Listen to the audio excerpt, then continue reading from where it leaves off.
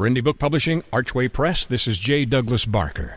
The book is titled We Must Change the Way We Live, an introspective view of the value of education and financial prudence in a changing world.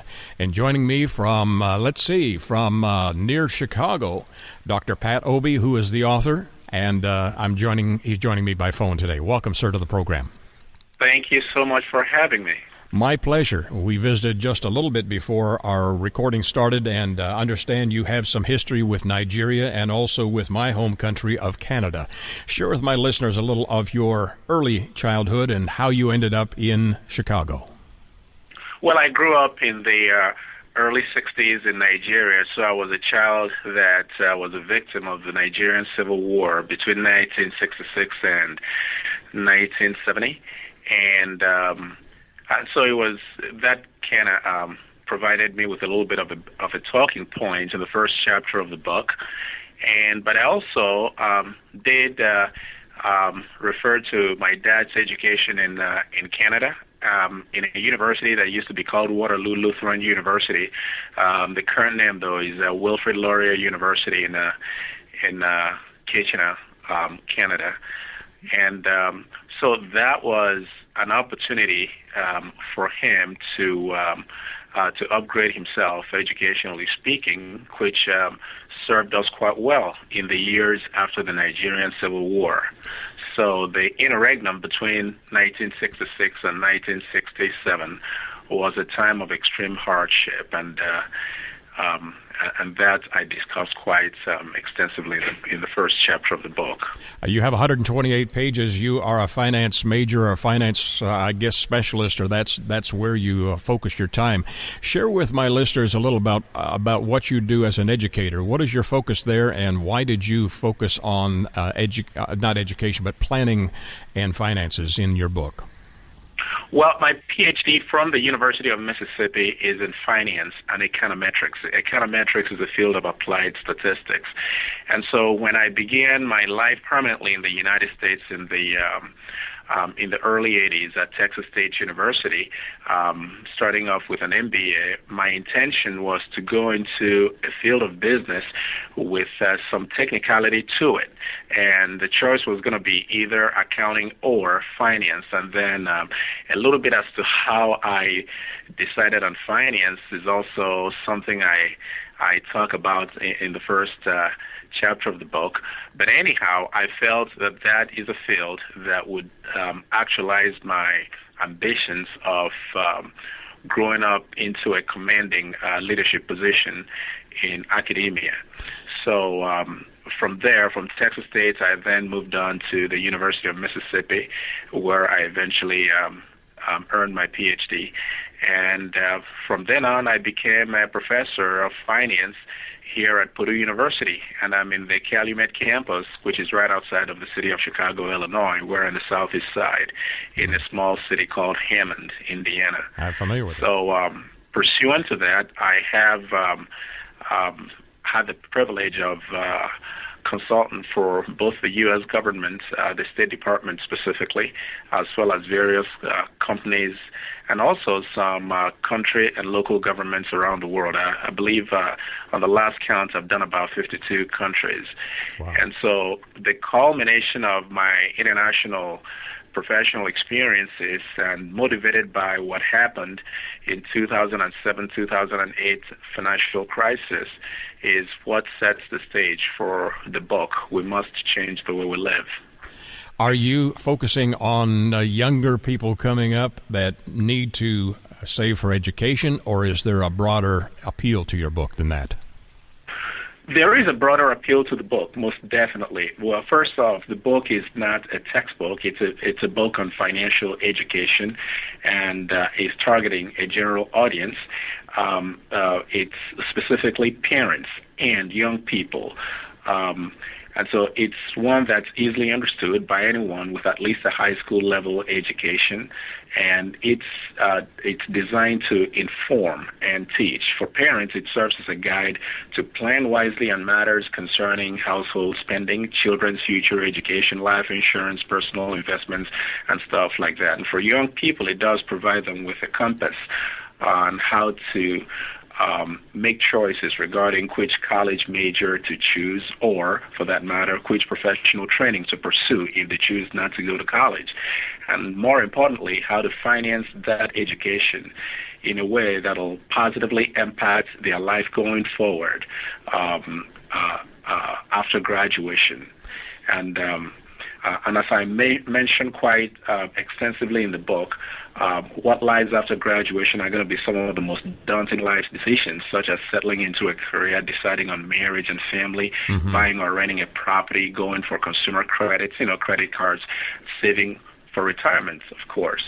So these are the many aspects of personal financial aspects that are embedded in the second part of the book, which, if I forgot to mention, that little book is in three parts. The first part deals with education, the second part with personal finance, and the final part deals with, quite so boldly, national finance. That's a tough one to take on. That is a tough one to take on, and what I tried to do was to kind of create a consciousness as to how it is that poor decisions and choices at the government level also contributed to the intensity of that financial crisis. And I do that in a way that I think if you haven't read the book, you would see it's in a conversational manner so that the average individual can understand. And that way, when people watch certain news on television, it doesn't quite, gaining this basic understanding doesn't quite come across so technical, that oftentimes when people become apathetic to what goes on in the economy, we find ourselves unwittingly being victims of the things that go wrong, as happened during the mortgage crisis in 2007. You have included in your book many charts and comparisons of those who have an education, don't have an education, depending on socioeconomic conditions and also on ethnicity. You have done a well-researched book. What was the most difficult part of putting this book together? A very good question. I think the most difficult part is finding a solution to a problem. Financial management deals with solutions. And so when I look at the state of public education in America and find how far behind we lag to many other countries, and I'm sure you're familiar with how poorly we rank when it comes to science and mathematics. Yes. So from a financial standpoint, we are problem solvers, and looking at the situation in our inner cities where our public education system is at its worst, the question is, what can we do to remedy this very, very ailing problem? And from my standpoint, and I pull no punches, my mother is a retired school teacher. I'm a teacher by profession, even though at the university level. But at the end of the day, the role of the teacher is to change a life, to be the master and the architect of the life of a young person. And my focus on the chapter dealing with education is to stay focused on the child. What can be done to ensure that at the end of the process, the child is successful? And success in the book is in terms of what you can do to help society, what contributions you can make to society. So the difficulty in that is coming up with what I term military-style academies. And hey, it's not a military school as such, but it is a learning environment that's structured, that's discipline-focused, and I give examples of that. And I also point to the fact that I am a product of such an institution of learning, and it does have huge benefits, especially where you come from a home that has deficiencies in that maybe neither of the parents is educated well enough, or maybe you live in a neighborhood where crime is high, or maybe you simply are a bad child regardless of the best efforts and intentions of your parents. So these structured learning environments provide children with the opportunity to make tough choices, but in the end to grow up as successful members of society. Do you address anything like charter schools or those paths to education in your book, or is that something that you have not considered here? I did, but not in the traditional not in the traditional sense. I instead point to specialized educational institutions, such as the one set up by Geoffrey Canada in the city of New York. It's called Harlem Children's Zone. Harlem Children's Zone, yes. I point to the fact that such learning environments can be put together because the success of Harlem Children's Zone is far greater than the success of many of these charter schools. Wonderful. You have tackled a difficult subject. A lot of parents, I'm one of them, that consider just get an education. Doesn't matter what the degree is in. It's not that critical. That has changed, I think, over the last maybe 8 to 10 years. It's really important that a student find their love, their focus, and their passion when they approach education. How do you feel about that, and how do they become focused on something that will benefit them long range?